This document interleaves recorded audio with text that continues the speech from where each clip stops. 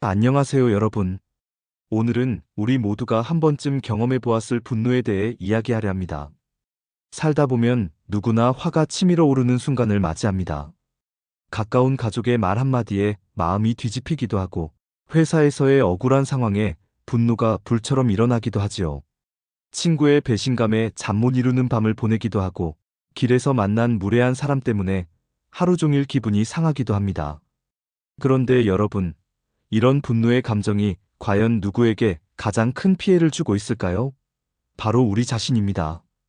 부처님께서는 2500년 전에 이미 분노를 그대로 두면 그 불길은 결국 자신을 태우는 독이 된다고 말씀하셨습니다. 오늘 이 시간 부처님의 지혜를 통해 분노라는 감정을 어떻게 다스릴 수 있는지, 그리고 그 과정에서 우리의 마음이 어떻게 평화로워질 수 있는지 함께 알아보겠습니다. 법구경에는 이런 구절이 나옵니다. 분노로 분노를 제압하려 하지 말라. 분노는 자비로 다스려야 한다. 이 말씀의 의미를 깊이 생각해보면 우리가 흔히 하는 실수를 정확히 꼬집고 있습니다. 누군가 우리에게 화를 내면 우리도 덩달아 화를 내는 것이 당연하다고 생각합니다. 마치 맞불을 놓듯이 말이죠. 하지만 부처님은 이것이 근본적인 해결책이 아니라고 말씀하십니다. 불에 불을 더하면 더 큰 화재가 날 뿐입니다. 대신 물로 불을 끄듯이 분노에는 자비라는 물을 부어야 한다는 것입니다. 또한 상유따 니까야에서는 이렇게 말씀하셨습니다. 분노하는 이는 자신을 해치고 이웃을 해치며 결국은 죄와 고통을 키운다. 이 말씀을 현대적으로 해석하면 분노는 일종의 바이러스와 같습니다. 한 사람에게서 시작된 분노가 주변 사람들에게 전염되고 결국 모두를 불행하게 만든다는 것입니다. 부처님께서는 또한 분노는 독이 든 화살과 같다고 비유하셨습니다. 우리가 다른 사람을 향해 분노의 화살을 쏘려고 할 때 그 독은 먼저 우리 자신의 손을 타고 올라와 우리를 중독시킨다는 뜻입니다. 즉, 분노는 나를 지켜주는 무기가 아니라 나를 해치는 칼과 같다는 것입니다. 이런 가르침을 들으면 그럼 화를 내면 안 되나? 라고 생각하실 수도 있습니다. 부처님께서는 분노라는 감정 자체를 나쁘다고 하신 것이 아닙니다. 분노는 자연스러운 인간의 감정입니다.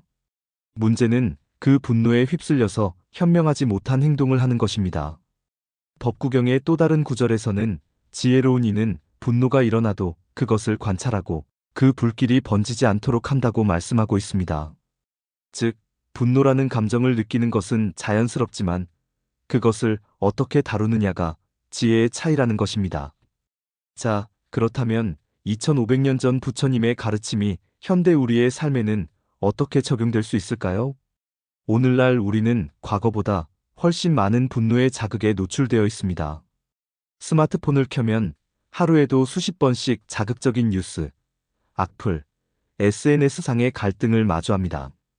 직장에서는 경쟁이 치열해지고 교통체증에서는 난폭운전을 목격하고 심지어 가족 간에도 각종 스트레스로 인해 갈등이 생기기 쉽습니다. 구체적인 예를 들어보겠습니다. 여러분이 직장에서 열심히 준비한 프레젠테이션이 있다고 해봅시다. 그런데 상사가 별다른 이유 없이 이게 뭐냐, 다시 해와라고 화를 내는 상황을 겪는다면 어떨까요? 대부분의 사람들은 순간적으로 분노가 치솟을 것입니다. 내가 이렇게 열심히 했는데 왜 이런 식으로 대하는 거지? 이때 우리가 보통 하는 반응은 크게 두 가지입니다. 하나는 그 자리에서 바로 맞받아치는 것이고, 다른 하나는 속으로만 끓으면서 나중에 다른 사람들에게 불평하는 것입니다. 둘 다 부처님께서 말씀하신 분노로 분노를 제압하려는 방식입니다. 그런데 만약 우리가 부처님의 가르침을 적용한다면 어떨까요? 먼저 그 순간 깊게 숨을 쉬면서 지금 내가 화가 났구나 라고 관찰합니다. 그리고 상사도 아마 무언가 스트레스를 받고 있을 수 있겠구나 라고 생각해 봅니다. 그 다음에 차분하게 어떤 부분을 더 보완하면 좋을지 구체적으로 알려주시면 수정해 보겠습니다 라고 대답합니다. 어떤 결과가 일어날까요? 먼저 우리 자신의 마음이 평온해집니다. 분노의 독에 중독되지 않았기 때문입니다. 그리고 상사도 우리의 차분한 태도에 영향을 받아서 감정을 가라앉히게 될 가능성이 높습니다. 결과적으로 건설적인 대화가 이루어질 수 있습니다. 이런 접근법이 단순히 종교적인 이상론이 아니라는 것을 현대 뇌과학도 증명하고 있습니다.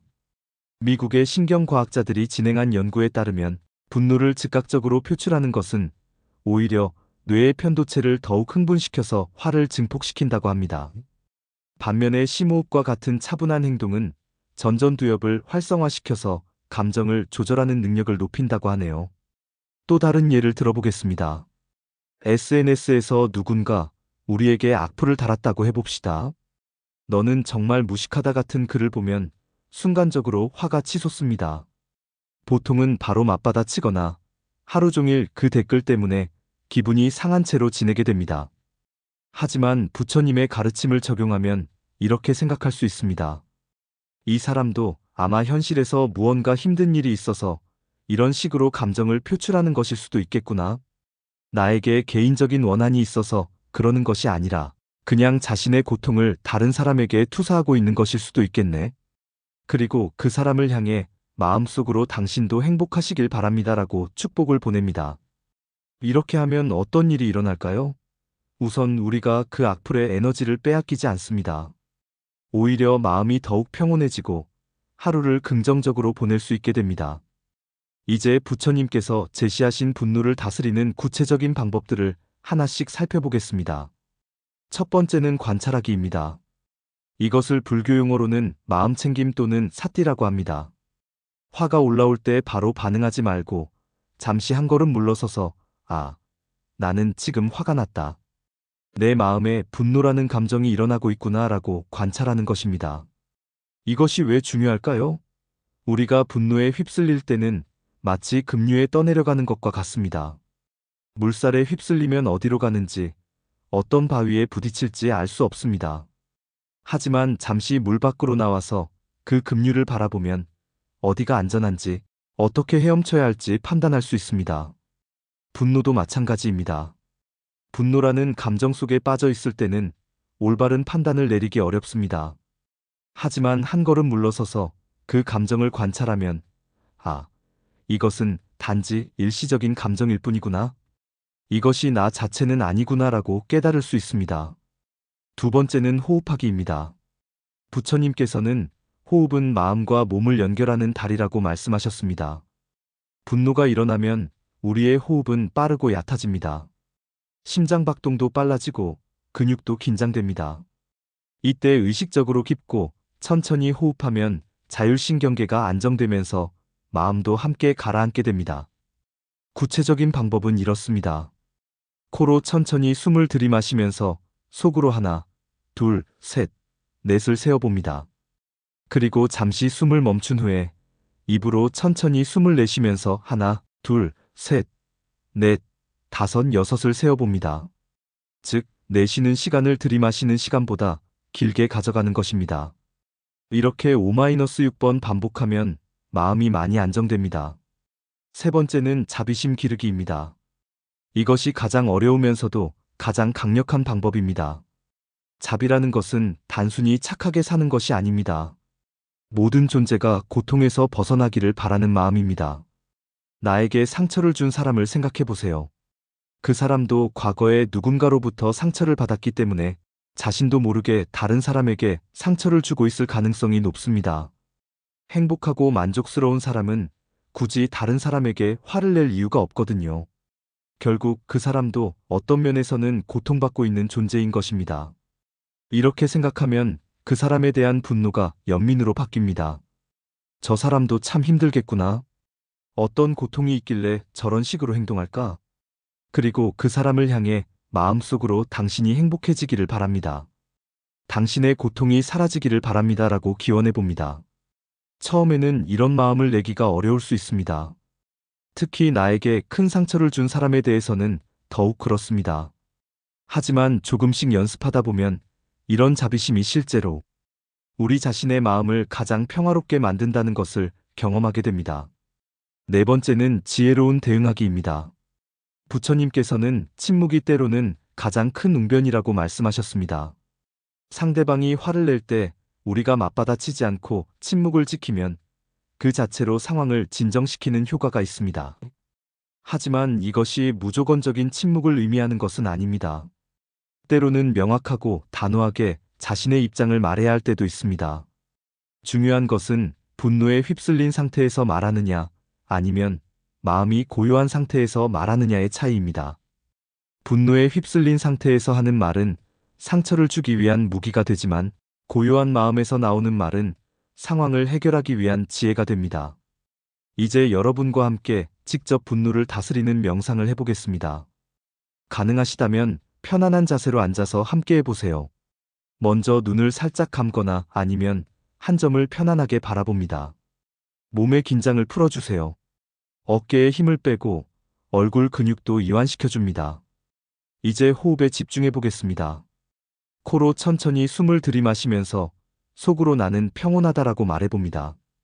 그리고 입으로 천천히 숨을 내쉬면서 분노는 흘러간다라고 말해봅니다. 다시 들이마시며 내 마음은 맑다. 내쉬며 나는 자비를 보낸다. 이번에는 최근에 여러분을 화나게 했던 사람이나 상황을 떠올려 보세요.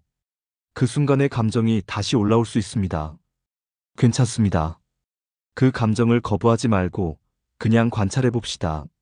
아, 이런 감정이 있구나. 이것이 분노구나. 그리고 다시 호흡에 집중합니다. 들이마시며 이 감정도 구름처럼 지나간다. 내쉬며 나는 이 감정에 휘둘리지 않는다. 이제 그 사람을 향해 자비의 마음을 보내보겠습니다. 처음에는 어려울 수 있지만 천천히 시도해 봅시다. 그 사람도 나처럼 행복하기를 원하는 존재다. 그 사람도 고통에서 벗어나고 싶어 한다. 그 사람이 진정으로 행복해지기를 바란다. 이런 마음을 내기 어렵다면 먼저 자신에게 자비를 보내보세요. 들이마시며 나는 나 자신을 사랑한다. 내쉬며 나는 나 자신을 용서한다. 들이마시며 나는 평화롭기를 바란다. 내쉬며 나는 행복하기를 바란다. 자신에게 자비를 충분히 보낸 후에 그 따뜻한 마음을 다른 사람에게까지 확장해 봅시다. 내가 행복하듯이 그 사람도 행복하기를 바란다. 내가 평화롭기를 원하듯이 그 사람도 평화롭기를 바란다. 이렇게 1분만 해도 분노의 불길은 잦아들고 마음은 고요해집니다. 천천히 눈을 뜨시거나 시선을 돌려서 현재로 돌아오세요. 어떠셨나요? 처음에는 어색하고 어려울 수 있지만 계속 연습하면 점점 자연스러워집니다. 그리고 이런 연습이 쌓이면 실제 분노 상황에서도 자동으로 이런 방식으로 대응할 수 있게 됩니다. 먼저 아침에 일어나서 하루를 시작할 때 간단한 다짐을 해보세요. 오늘 하루 누군가 나를 화나게 하는 일이 있더라도 그 분노에 휩쓸리지 않고 지혜롭게 대응하겠다. 이런 마음가짐으로 하루를 시작하면 실제 상황에서 더 쉽게 기억날 것입니다. 출근길이나 등교길에서 교통체증을 만났을 때도 좋은 연습 기회입니다. 보통은 왜 이렇게 막히지? 하면서 짜증이 나기 마련인데 대신 이것도 좋은 명상 시간이구나라고 생각해 보세요. 차 안에서 호흡에 집중하거나 주변 사람들에게 자비심을 보내는 연습을 할 수 있습니다. 직장에서 스트레스 받는 상황이 생겼을 때는 잠시 화장실에 가서 차분히 호흡을 정리해 보세요. 아니면 물을 한 모금 마시면서 마음을 가라앉혀 보세요. 급하게 반응하지 말고 5분만 시간을 두고 생각해 본 후에 대응하면 훨씬 지혜로운 선택을 할 수 있습니다. 가족과의 갈등이 생겼을 때는 더욱 조심스럽게 접근해야 합니다.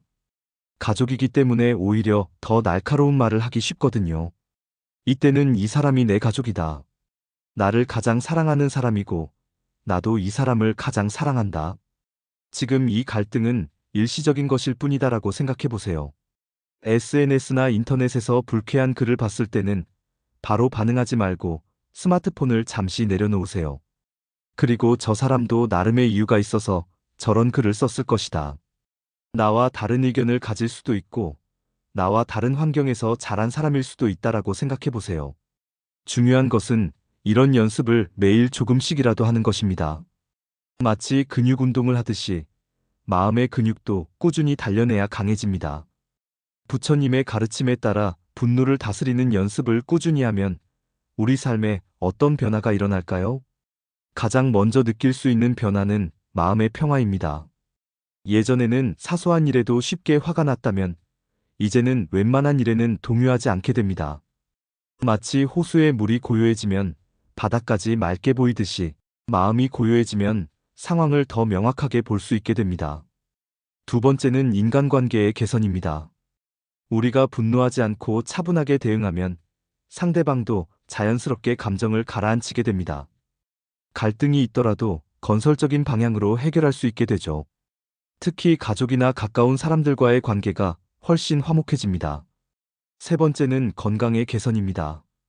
분노는 우리 몸에 많은 스트레스를 줍니다. 혈압이 올라가고 소화에 문제가 생기고 면역력도 떨어집니다. 하지만 분노를 잘 다스리게 되면 이런 신체적 스트레스가 크게 줄어듭니다. 마지막으로 영적인 성장을 경험하게 됩니다.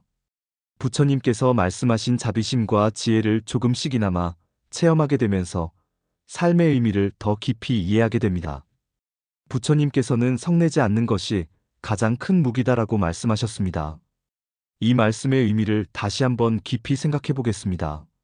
무기라는 것은 적을 물리치기 위한 도구입니다. 그런데 부처님은 성내지 않는 것이 무기라고 하셨습니다. 무엇을 물리치는 무기일까요?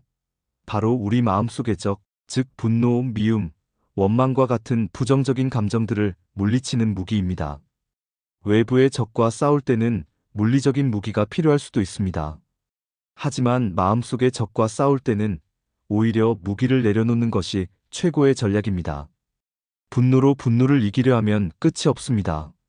하지만 분노를 자비로 녹여버리면 그 싸움 자체가 끝나버립니다. 이것은 약함이나 소극성이 아닙니다. 오히려 가장 큰 용기와 지혜가 필요한 일입니다. 누군가 우리를 공격할 때 맞받아치는 것은 본능적인 반응입니다. 하지만 그 공격을 받아주면서도 흔들리지 않고 오히려 상대방을 이해하려고 노력하는 것은 진정한 강함입니다. 마치 큰 나무가 태풍을 만났을 때 바람에 맞서 싸우지 않고 유연하게 구부러지면서 버텨내는 것과 같습니다. 딱딱한 나무까지는 바람에 부러지지만 유연한 나무까지는 아무리 센 바람이 불어도 살아남습니다. 분노라는 감정도 마찬가지입니다. 분노에 맞서서 더 큰 분노로 대응하면 결국 모든 것이 부서져 버립니다. 하지만 분노를 유연하게 받아주면서 자비로 녹여내면 그 분노는 오히려 우리를 더 강하고 지혜로운 사람으로 만들어줍니다. 여러분, 오늘부터라도 작은 것부터 시작해보세요. 누군가 여러분을 짜증나게 하는 일이 있을 때 바로 반응하지 말고 잠시 숨을 깊게 쉬어보세요. 그리고 이 사람도 나처럼 행복하고 싶어하는 사람이구나 라고 생각해보세요. 처음에는 어색하고 어려울 것입니다. 하지만 조금씩 연습하다 보면 이런 마음가짐이 얼마나 우리 자신을 평화롭게 만드는지 경험하게 될 것입니다. 첫 번째 상황, 가족과의 갈등입니다. 가족은 우리에게 가장 가까운 사람들이지만 동시에 가장 격한 감정을 불러일으키는 사람들이기도 합니다. 부모님이 이해할 수 없는 말씀을 하실 때, 형제자매가 이기적으로 행동할 때, 배우자가 자신의 입장을 이해해주지 않을 때, 우리는 쉽게 화가 납니다. 이때 부처님의 가르침을 적용해보세요. 먼저 이 사람이 나를 일부러 화나게 하려고 하는 건 아닐 거야 라고 생각해봅시다. 대부분의 경우 가족들도 자신 나름의 이유와 상황이 있습니다. 부모님은 자신들의 경험과 가치관으로 우리를 걱정해서 하시는 말씀일 수 있고, 형제자매는 자신도 힘든 상황에 있어서 여유가 없을 수 있습니다. 그 다음에는 그 사람의 입장에서 생각해보세요. 만약 내가 저 사람의 나이, 저 사람의 상황에 있다면 어떨까? 이렇게 생각하면 이해가 되는 부분들이 생깁니다. 마지막으로 감사한 마음을 떠올려 보세요. 지금은 갈등이 있더라도 그 사람이 나에게 해준 좋은 일들, 사랑을 표현해준 순간들을 기억해 보세요. 그러면 분노가 자연스럽게 사랑과 감사로 바뀝니다. 두 번째 상황, 직장에서의 스트레스입니다. 상사의 무리한 요구, 동료의 비협조적인 태도, 부하 직원의 실수 등으로 화가 날 때가 많습니다. 이때는 먼저 그 상황을 객관적으로 바라보세요. 지금 나는 화가 났다. 하지만 이 감정이 문제를 해결해 줄까? 대부분의 경우 분노는 문제를 해결하지 못하고 오히려 상황을 악화시킵니다. 그 다음에는 어떻게 하면 이 상황을 건설적으로 해결할 수 있을까? 를 생각해 봅시다. 상사와 대화가 필요한지, 동료와 협의할 부분이 있는지, 시스템을 개선할 방법이 있는지 등을 차분히 고려해 보세요. 마지막으로 이 모든 상황이 나의 성장과 수행에 도움이 된다고 생각해 보세요. 부처님께서는 어려운 상황이 우리를 더 강하게 만든다고 말씀하셨습니다. 지금의 스트레스도 나를 더 인내심 있고 지혜로운 사람으로 만들어주는 기회라고 받아들여 보세요. 세 번째 상황, 사회적 갈등과 온라인상의 갈등입니다. 뉴스를 보거나 SNS를 하다 보면 나와 다른 의견을 가진 사람들의 글을 보고 화가 날 때가 있습니다. 이때는 모든 사람이 나와 같은 생각을 할 수는 없다는 것을 인정해 보세요. 각자 다른 환경에서 자라고 다른 경험을 했기 때문에 다른 의견을 가질 수 있습니다. 이것은 자연스러운 일입니다. 그리고 저 사람도 자신이 옳다고 생각하기 때문에 저렇게 주장하는 것이다라고 생각해 보세요. 고의로 나쁜 생각을 퍼뜨리려는 사람은 많지 않습니다. 대부분은 자신이 옳다고 믿는 것을 이야기하는 것입니다. 마지막으로 이런 다양한 의견들이 사회를 더 발전시킨다고 생각해 보세요. 모든 사람이 똑같은 생각을 한다면 사회는 발전하지 못합니다. 서로 다른 의견들이 충돌하고 토론하는 과정에서 더 좋은 해답이 나오는 것입니다. 부처님께서 강조하신 자비 수행에 대해 알아보겠습니다. 자비는 모든 존재가 행복하기를 바라는 마음입니다. 나를 화나게 한 사람도 본질적으로는 행복을 추구하는 존재라는 것을 이해하는 것입니다. 구체적인 자비 명상을 해보겠습니다. 편안한 자세로 앉아서 먼저 자신에게 내가 행복하기를 바란다. 내가 평화롭기를 바란다라고 기원해 보세요. 그 다음에는 사랑하는 사람, 중립적인 사람, 그리고 나를 화나게 한 사람 순서로 같은 기원을 보내봅시다. 놀랍게도 현대 뇌과학이 부처님의 가르침을 증명하고 있습니다. 하버드 대학 연구에 따르면 분노 상태에서는 뇌의 편도체가 과활성화되면서 전전두엽이 억제됩니다. 바로 부처님께서 말씀하신 분노에 휩쓸리면 지혜를 잃는다는 가르침과 정확히 일치합니다. 여러분, 오늘 우리는 부처님의 지혜를 통해 분노를 다스리는 방법을 함께 배웠습니다. 부처님께서 가르쳐 주신 핵심은 간단합니다. 분노에 분노로 맞서지 말고 자비와 지혜로 대응하라는 것입니다. 성내지 않는 것이 가장 큰 무기다라는 말씀을 기억해 주세요. 오늘부터 작은 것부터 시작해 보세요. 누군가 여러분을 화나게 하는 일이 있을 때 바로 반응하지 말고 깊게 숨을 쉬어 보세요. 이 사람도 나처럼 행복하고 싶어 하는 사람이구나 라고 생각해 보세요. 여러분의 하루가 분노 대신 자비로, 미움 대신 사랑으로 가득하기를 바랍니다. 부처님의 지혜를 우리 삶에 적용할 때 진정한 행복과 평화를 경험할 수 있을 것입니다. 이 영상이 도움이 되셨다면 구독과 좋아요를 눌러주시고, 여러분은 최근 언제 화를 다스린 경험이 있으신가요? 를 댓글로 나눠주세요. 서로에게 큰 도움이 될 것입니다.